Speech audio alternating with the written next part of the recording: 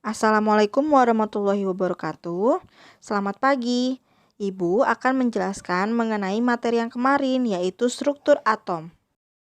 Pertama, kita akan belajar mengenai konfigurasi elektron melalui teori atom Bohr. Sebelumnya, kita sudah mempelajari apa itu elektron. Di sini, elektron terletak pada suatu lintasan yang dinamakan orbit. Orbit tersebut mengelilingi inti atom yang disebut kulit atom. Setiap kulit memiliki tingkat energi tertentu.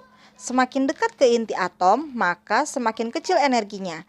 Sebaliknya, semakin jauh dari inti atom, maka semakin besar energinya.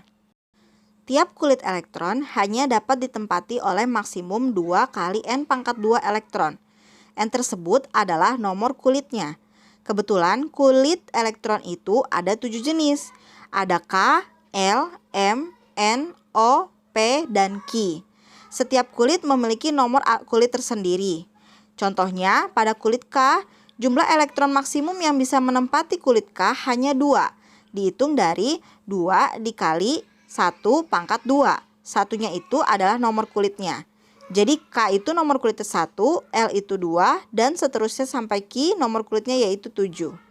Elektron akan mulai menempati kulit K terlebih dahulu sampai penuh, baru berpindah ke kulit yang selanjutnya. Untuk berpindah dari kulit yang satu ke kulit yang lainnya, ada persyaratan tertentu yang harus dipenuhi.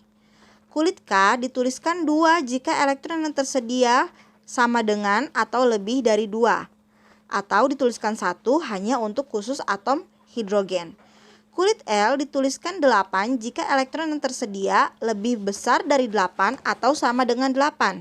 Contohnya, misalkan ada elektronnya 9. Pertama kita tuliskan dulu K-nya 2 karena 9 itu lebih besar daripada 2.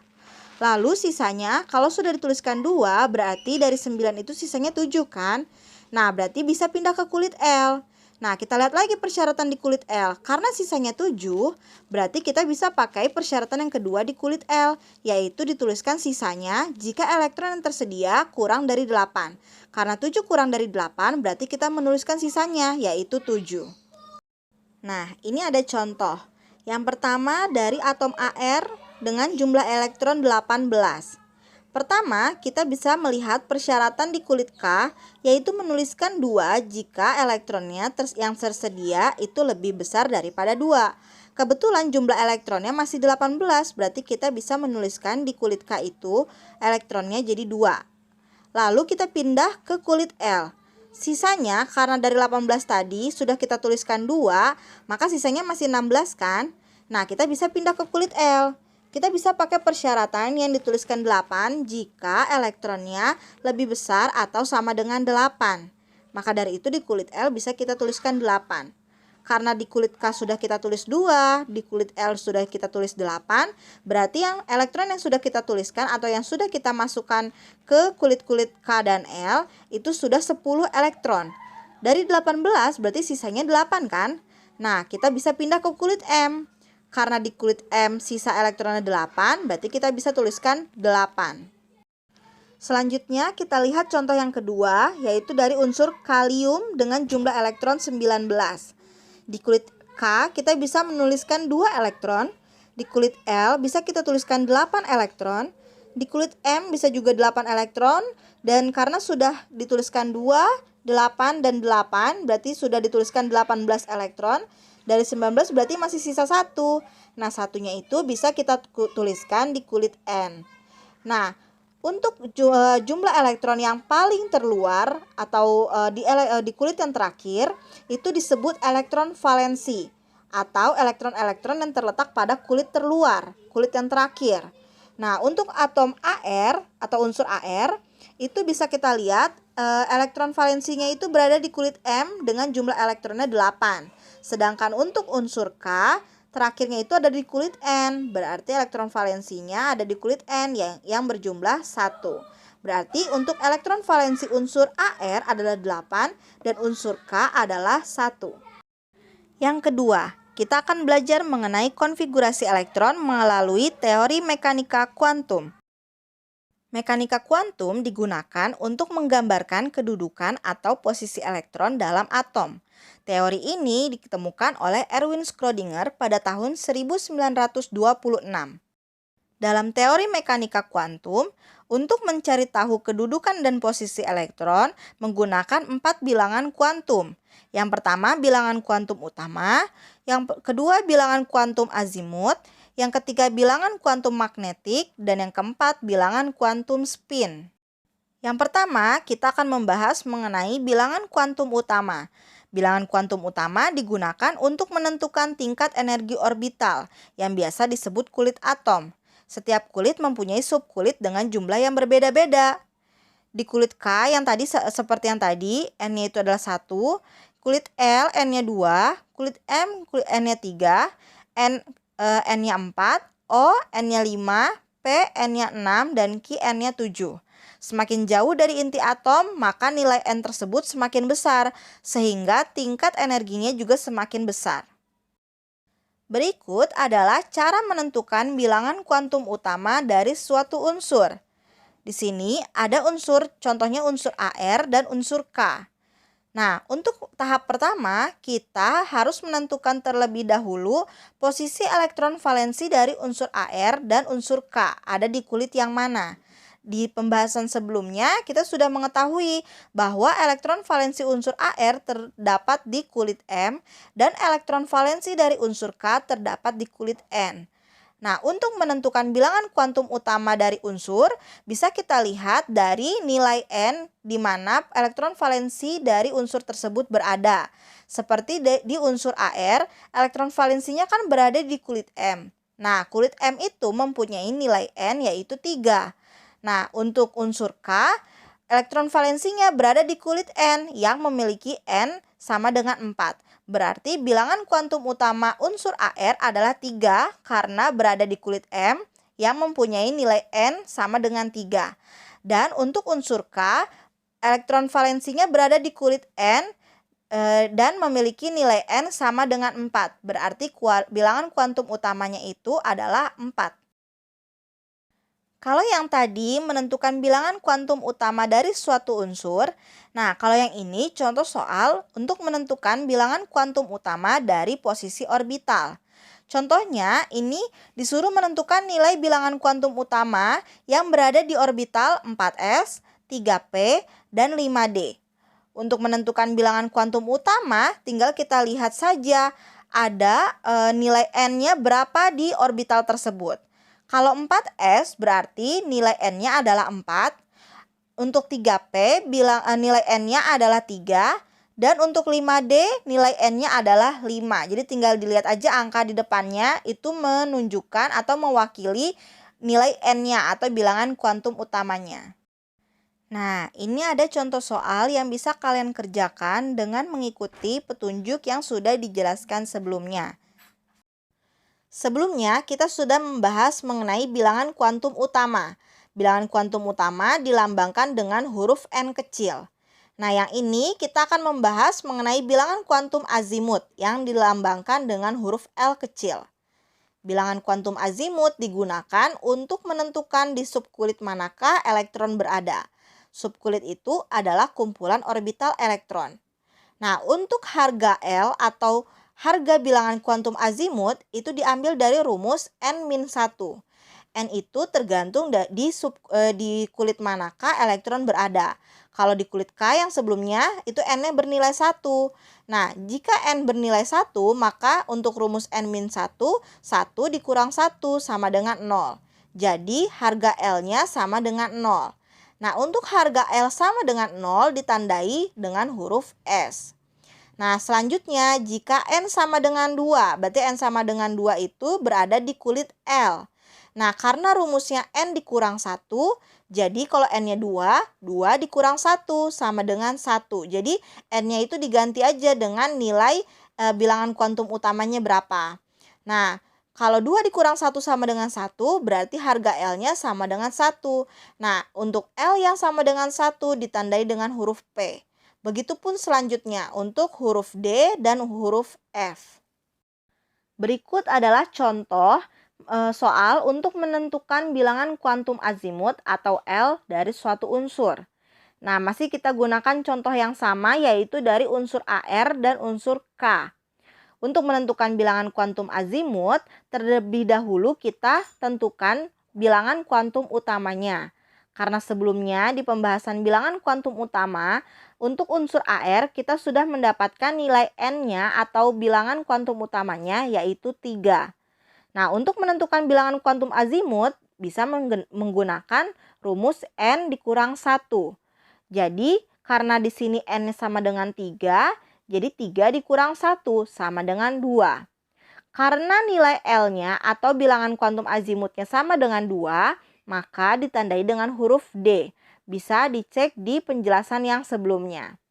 Nah, di sini digabung menjadi 3D, 3-nya itu dari nilai N atau bilangan kuantum utama, dan D-nya itu dari nilai L, yaitu bilangan kuantum azimut. Begitupun dengan unsur K. Untuk menentukan bilangan kuantum azimut dari unsur K, pertama kita tentukan dulu bilangan kuantum utamanya, yaitu N-nya sama dengan 4 karena elektron valensi dari yang terakhir dari unsur K itu berada di kulit N yang memiliki N sama dengan 4. Nah, dari situ kita bisa menentukan nilai L-nya atau bilangan kuantum azimutnya. Dengan rumus N-1 berarti 4 dikurang 1 sama dengan 3. Karena nilai L-nya sama dengan 3, maka ditandai dengan huruf F. Jadilah 4F. 4-nya itu dari nilai N atau bilangan kuantum utama, dan F-nya itu dari nilai L atau bilangan kuantum azimut. Selanjutnya adalah menentukan bilangan kuantum azimut dari posisi orbital. Nah, di sini kalau tadi kan sebelumnya kita menentukan bilangan kuantum utama dari posisi orbital. Kalau sekarang menentukan bilangan kuantum azimut dari posisi orbital.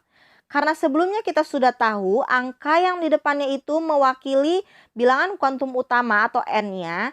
Nah, kalau di sini berarti yang belakangnya atau yang hurufnya yang mewakili bilangan kuantum azimutnya. Ingat, S itu berarti L-nya sama dengan 0, P itu berarti L sama dengan 1, dan D itu berarti L sama dengan 2.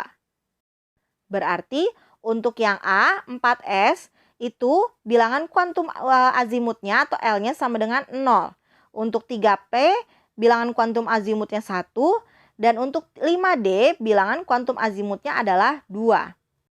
Berikut adalah tugas yang bisa kalian kerjakan dengan mengikuti penjelasan dari bilangan kuantum azimut yang sudah dijelaskan sebelumnya. Bilangan kuantum selanjutnya adalah bilangan kuantum magnetik yang dilambangkan dengan huruf M kecil. Bilangan kuantum magnetik digunakan untuk menentukan di subkulit keberapa elektron berada. Nah, untuk bilangan kuantum magnetik dari L sama dengan 0 atau yang berada pada orbital S, maka M-nya sama dengan 0. Karena pada orbital S itu hanya tersedia satu kotak diagram orbital. Nah, untuk L sama dengan 1, maka M-nya sama dengan min 1, 0, plus 1. Karena L sama dengan 1, yaitu berada pada orbital P. Di orbital P itu tersedia 3 kotak diagram orbital. Makanya 3 kotaknya itu, kotak yang pertama mewakili nilai min 1, kotak yang kedua mewakili nilai 0, dan kotak yang ketiga mewakili nilai plus 1. Begitupun dengan L yang sama dengan 2 atau pada orbital D, maka M-nya itu min 2, min 1, 0, plus 1, dan plus 2. Kenapa? Karena di orbital D tersedia 5 kotak diagram orbital. Jadi kotak yang pertama berisi min 2, kotak yang kedua bernilai min 1, kotak yang ketiga 0, kotak yang keempat plus 1, dan kotak yang kelima plus 2. Begitupun untuk L sama dengan 3. Karena ada 7 kotak diagram orbital, maka dari itu diisi min 3, min 2, min 1, 0, plus 1, plus 2, dan plus 3. Sebelum lebih jauh memahami mengenai bilangan kuantum magnetik, kita harus mengetahui dulu ada yang namanya aturan Hund. Hund menyatakan bahwa elektron yang mengisi subkulit dengan jumlah orbital lebih dari 1 akan tersebar pada orbital yang mempunyai kesamaan energi dengan arah putaran atau spin yang sama. Maksudnya adalah Seperti pada orbital P. Sebelumnya sudah dijelaskan bahwa orbital P memiliki 3 kotak diagram orbital. Nah, untuk mengisinya itu yang benar adalah kita isi satu-satu dulu. Misalkan ada 2 elektron, berarti isinya satu dulu di kotak pertama, baru di kotak kedua yang satunya lagi. Atau kalau 3 elektron, berarti isi dulu yang di kotak pertama satu, di kotak kedua satu, di kotak ketiga satu. Atau coba kita lihat yang pengisian 5 elektron. Nah, 5-nya itu kita isi dulu satu-satu ke kanan. Satu di kotak satu, satu di kotak yang kedua, satu di kotak yang ketiga. Baru balik lagi ke depan. Satu lagi di kotak yang pertama dan satu lagi di kotak yang kedua. Jadi ngisinya itu satu-satu dulu diisi. Setelah satu-satu penuh baru balik lagi ke posisi awal untuk mengisi sisa elektron yang akan dipenuhi ke diagram orbital tersebut.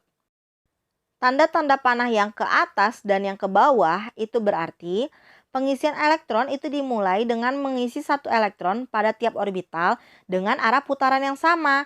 Jadi kalau ke atas dulu penuhin, nanti setelah balik lagi baru dia mengisi dengan arah orbital yang berlawanan, yaitu ke bawah. Sehingga orbital terisi dengan pasangan elektronnya masing-masing. Nah, jadi isi dulu ke kanan, itu satu-satu dengan arah yang sama yaitu ke atas. Baru setelah balik lagi itu diisi dengan arah yang berlawanan yaitu ke bawah.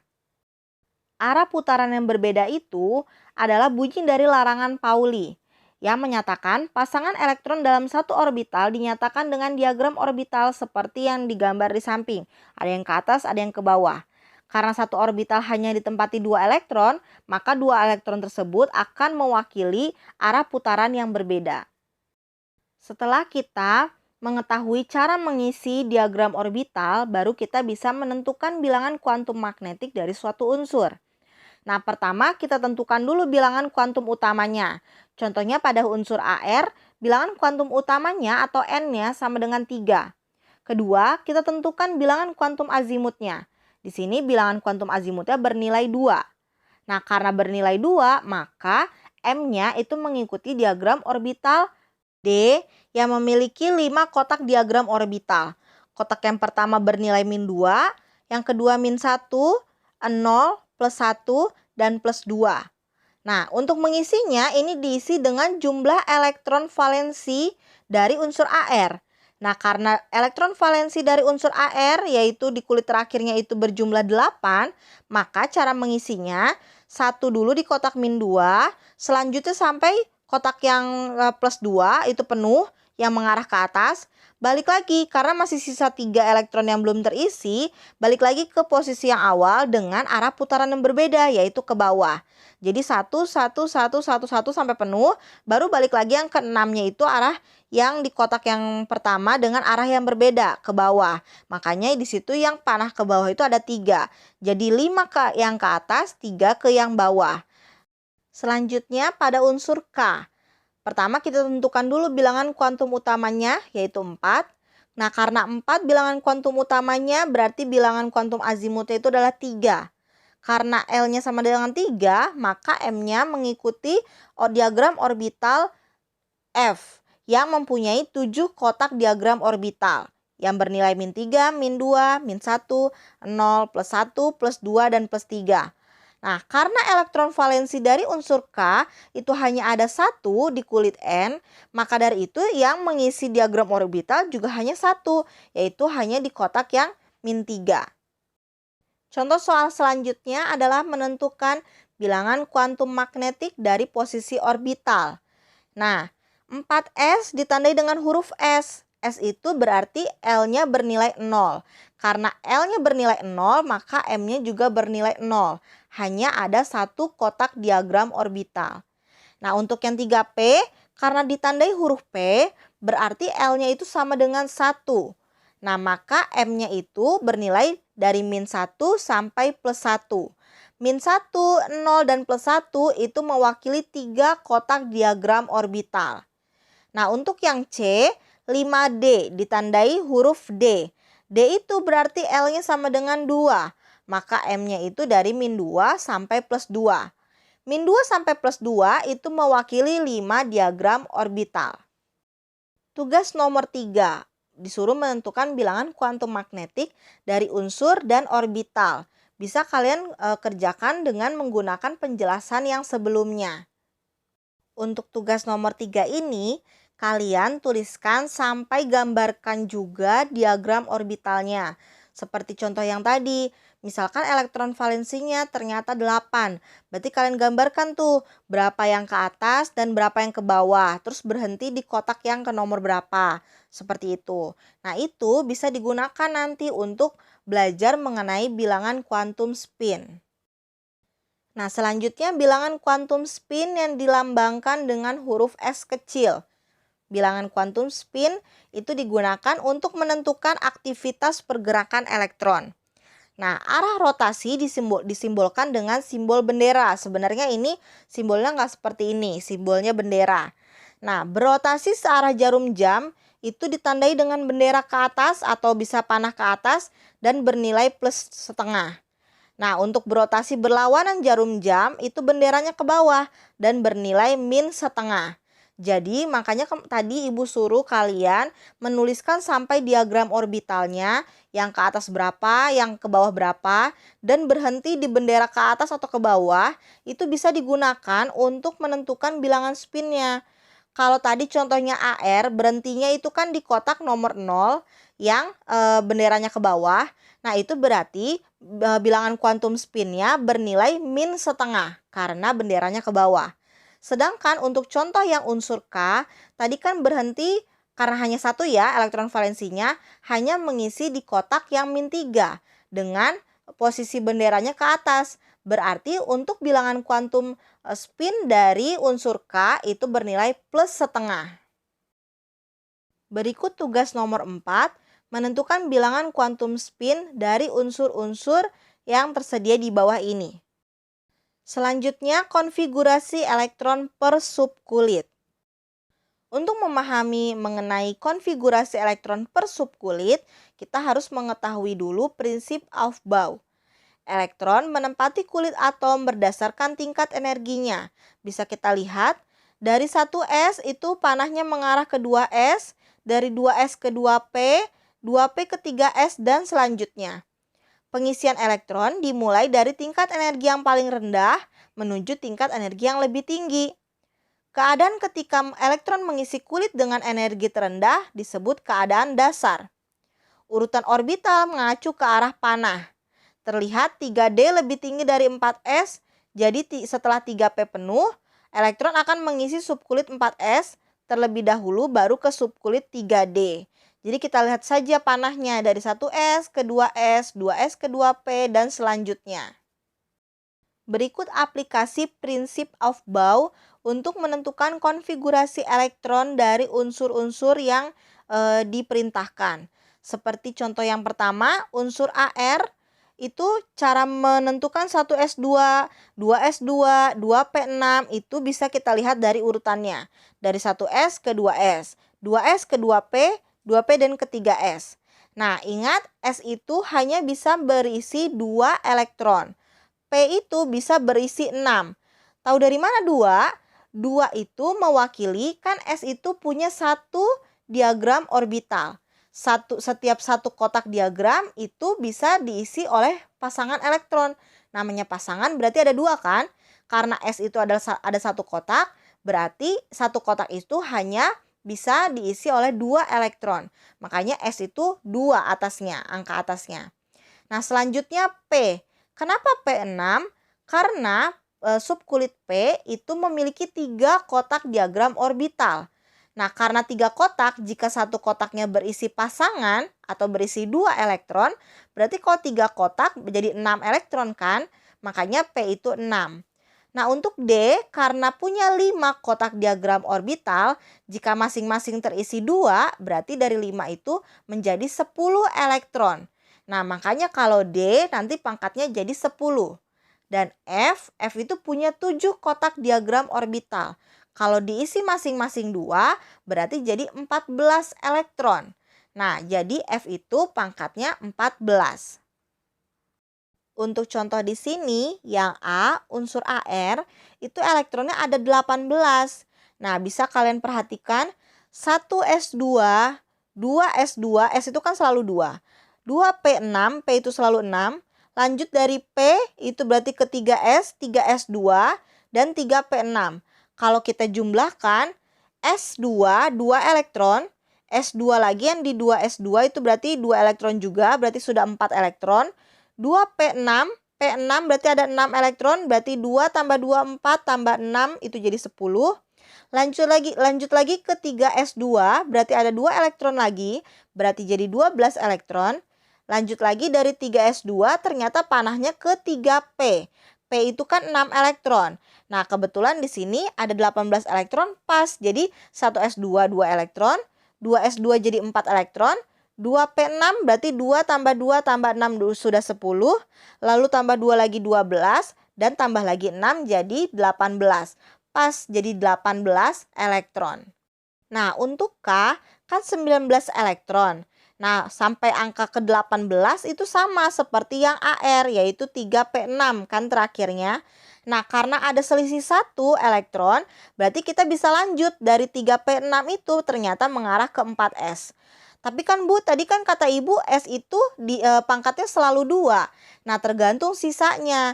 Karena di sini sisanya 1, berarti di dalam kotak diagram S atau diagram orbital S itu hanya bisa mengisi 1 elektron karena sisanya hanya 1.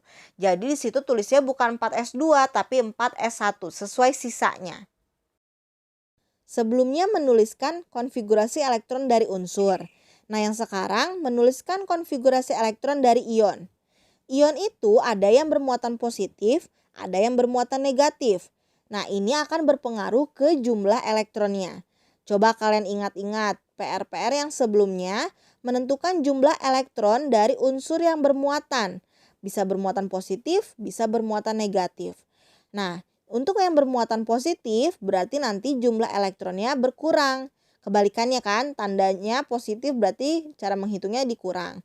Tapi untuk unsur yang bermuatan negatif berarti nanti elektronnya bertambah. Nah, jadi nanti cara menghitungnya dengan cara ditambah. Kebetulan di contoh ini unsur K bermuatan positif. Berarti nanti jumlah elektronnya yang tadinya 19 itu jumlahnya jadi berkurang 1 sesuai dengan muatan positifnya yaitu positif 1.